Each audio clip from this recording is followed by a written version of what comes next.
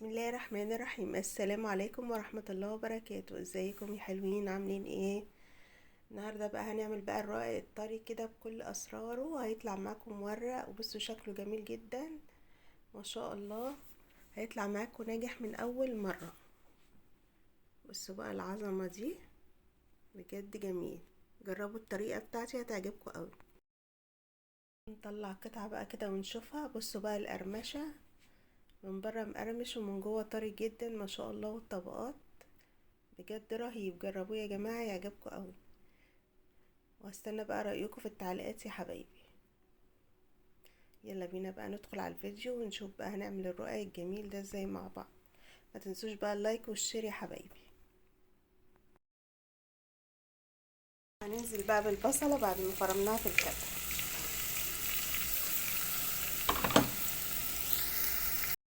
وهنشوح البصلة كده لغاية ما ايه تصفر معانا بس وتاخد لون بسيط.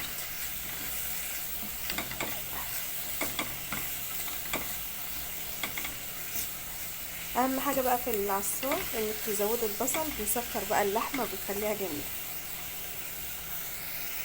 خلاص كده البصلة خدت لون، مش عايزينها تحمر قوي عشان تبقى مسكرة معانا.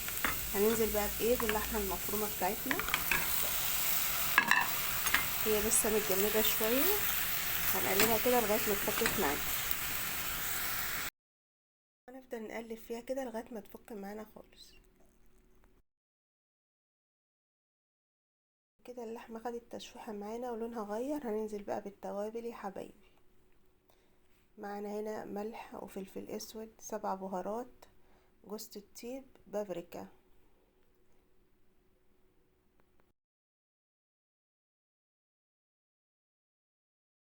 هنقلب بقى التوابل بتاعتنا كده، وهنسيب اللحمة بقى تستوي معانا على نار هادية. نهدي عليها ونشوفها مع بعض يا حبايبي. كده خلاص اللحمة بتاعتنا اتعصجت وبقت جاهزة معانا للحشو. بصوا بقى لونها وجمالها، والبصلة بقى الكتيرة بتسكر اللحمة المفرومة يا حبايبي وبتبقى جميلة. بس كده تمام. معانا صينية هنا ندهنها بقى ايه سمنة، معلقتين سمنة كده، وهندهنها من الجوانب عشان ما ايه الرق بتاعنا يطلع مقرمش وجميل. لازم الحركة دي يا حبايبي. هندهنها كويس من الجوانب، وهنبطنها من الجناب كمان عشان لما تيجي تقلبي الرقاق يطلع معاكوا ايه، ما يلزقش معاكوا ويبقى مقرمش في نفس الوقت. نعمل بقى الخليط اللي هنسقي بيه الايه الرقاق الطري بتاعنا يا حبايبي. معايا هنا كوبايه شوربه، لو ما عندكوش شوربه ممكن تحطوا واحده ماجي على ميه سخنه، مفيش اي مشكله. ومعانا هنا كوبايه لبن،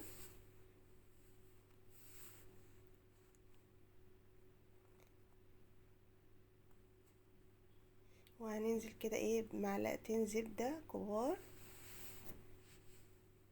وخلي بالكوا الطريقه دي ما بتاخدش معانا سمنه كتير يا حبايبي.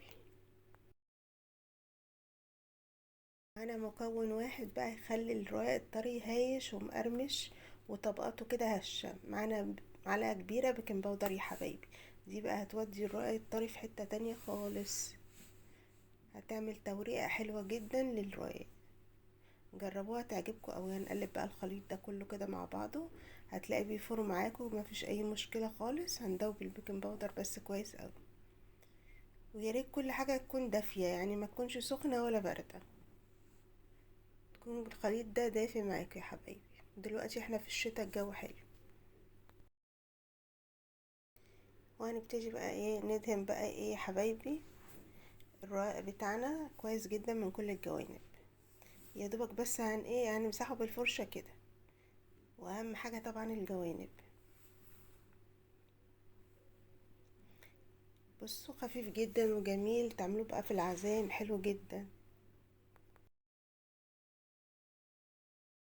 هنكمل كده بنفس الطريقة من الجوانب يا حبايبي. انا بفضل الرق الطري عن الناشف بكتير، يعني انتوا لو بتحبوا الناشف حسب ذوقكم، بس هو الطري بجد طعمه جميل. وهنكمل كده بنفس الطريقة برضو. اهم حاجة تسقوا كويس جدا من الجوانب ومن الحروف. هتعملوا بقى الصينية بتاعتكم، لو حابينه رقيق اعملوا 8 طبقات. بحب اعمل الصينية 10 طبقات، بتبقى حلوة جدا وممتازة. لو حابينه اقل من كده براحتكم زي ما انتوا حابين.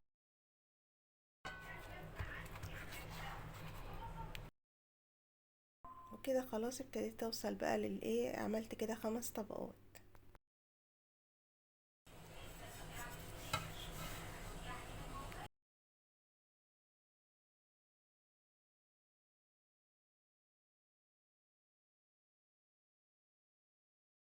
واللي وصل لنا يا حبايبي بقى ما ينساش اللايك والاشتراك في القناة عشان يوصلوا مني كل جديد انا بنزله.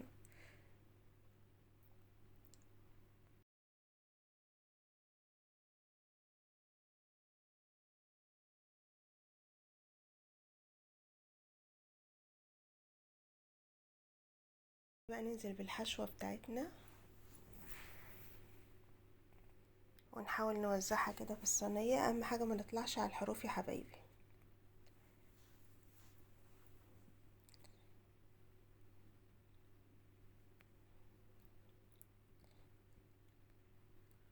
هوزع كده كويس ومش هطلع على الحروف عشان لما اجي اقلبها اللحمة المفرومة ما تنزلش مني يا حبايبي. حابين بقى تضيفوا خطوة تانية تحطوا جبن ما فيش اي مشكلة، مش حابين براحتكم، احنا لغاية كده تمام وزي الفل. خلاص كده بالمعلقة بظهر المعلقة احاول بقى اسكن اللحمة كده عشان ايه تثبت في الصينية.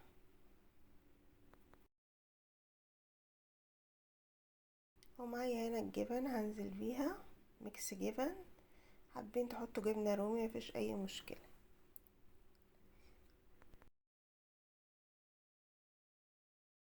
هنكمل بقى الطبقات كده بنفس الطريقة، وهنكمل كده برضو.